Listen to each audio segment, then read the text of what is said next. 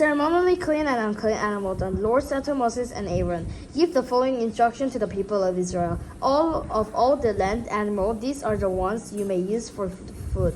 You may eat any animal that has completely spilled hooves and chew the cud.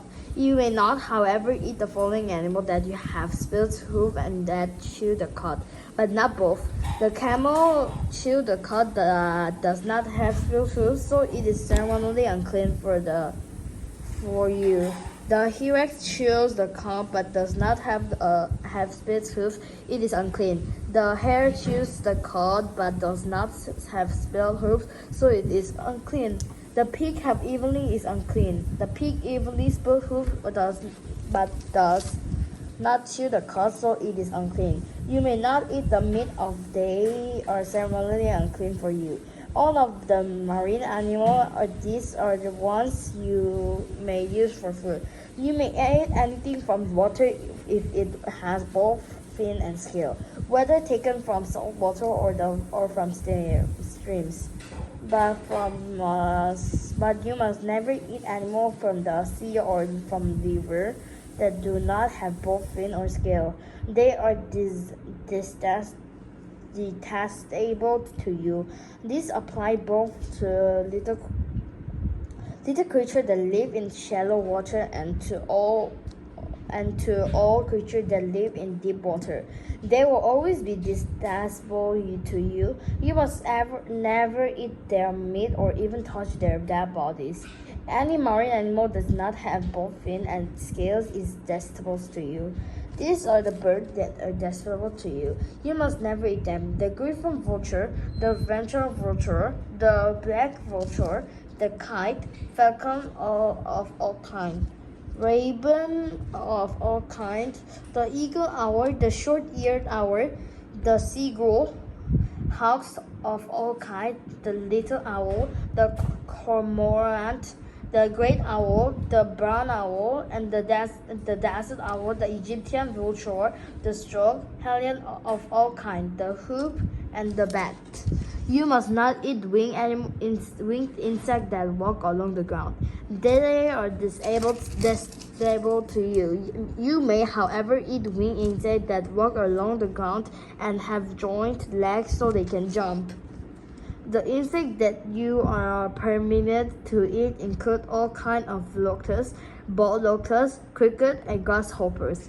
All other winged insects that walk along the ground are detestable to you. The following creature will make you ceremonially unclean. If any of you touch their carcasses, you will be death-filled until evening. If you pick up their carcasses, you must wash your clothes, and you will remain defiled until evening. Any animal that has split hooves that are not evenly divided or that does not chew the cud is unclean for you.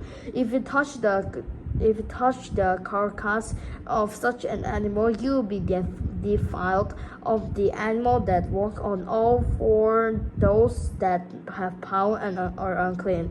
If you touch the carcass of such an animal, you will be defiled until evening. If you pick up its carcass, you must wash your clothes, and you will remain defiled until evening. These animals are unclean for you. Of the small animals that scurry along the ground, these are unclean for you. The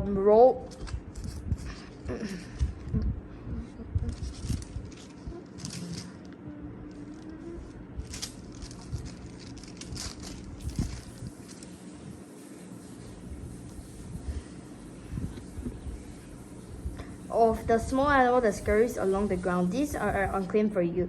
The mole rat, the large lizard of all kinds, the gecko, the monitor lizard, the common lizard, the sun lizard, and the chameleon.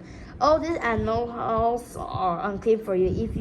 If any of you touch the dead body of such an animal, you will be defiled until evening. If such an animal dies and falls on something, that object is made of wood, cloth, leather, or wrap, Whatever it used, you must dip it in water, and it will remain defiled until evening. After that, it will be ceremonially clean and may be used again.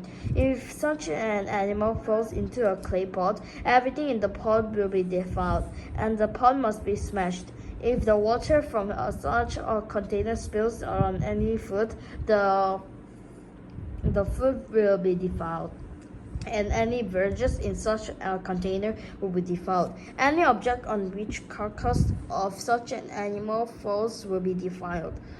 If it is an oven or hearth, it must be destroyed, for it is defiled, and you must treat it accordingly. However, if the carcass of such an animal fall into a spring or a cistern, the water will still be clean, but anyone who touches the carcass will be defiled. If the carcass fall on the seed grain to be planted in the field, the seed will be still considered clean. But if the seed is wet when the carcass fall on it, the seed will be defiled. If an animal you are permitted to eat dies and touch its carcass, you will be defiled until evening. If you eat any of its meat or carry away its carcass, you must wash your clothes, and you will remain defiled until evening. All small animals that scurries along the ground are detestable, and you must never eat them.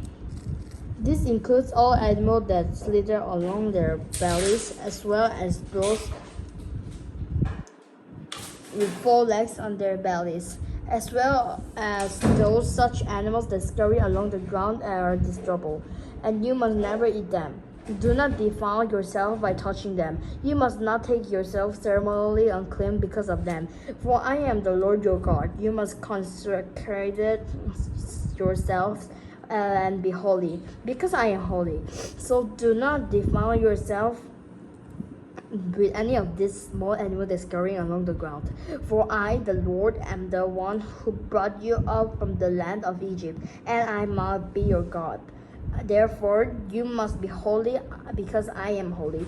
These are the instructions regarding land animal, bird, marine creatures, and animals that scurry along the ground. By this instruction, you will know what is unclean, and which animal may be eaten, and which may be not eaten. Purification after childbirth.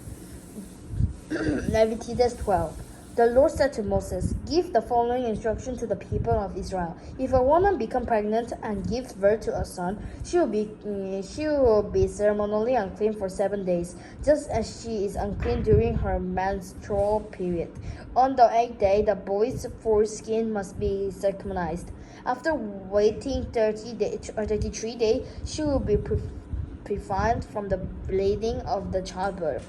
During this time of purification, she must not touch anything that is set apart as holy, and she must not enter the sanctuary until her time of purification is over. If a woman gives birth to a daughter, she will be ceremonially unclean for 2 weeks, just as she is unclean during her menstrual period. After waiting 66 days, she will be purified from the bleeding of childbirth. When the time of purification is completed for either a son or a daughter, the woman must bring one 1-year-old lamb for a burnt offering and a young pigeon or turtle dove for a purification offering. She must bring her offering to the priest at the entrance of the tabernacle. The priest will present them to the Lord to purify her. Then she will be ceremonially clean again after her bleeding at childbirth. These are the instructions for a woman after the birth of a son or a daughter.